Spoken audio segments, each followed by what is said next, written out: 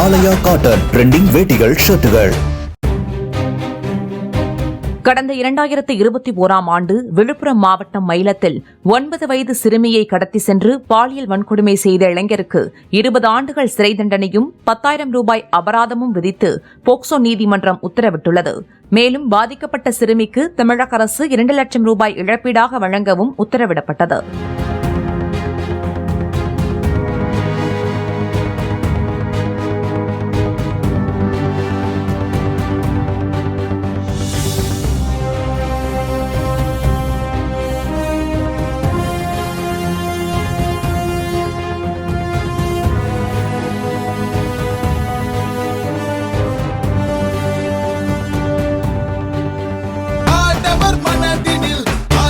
ஆலயா cotton trending வேட்டிகள் ஷர்ட்டுகள்.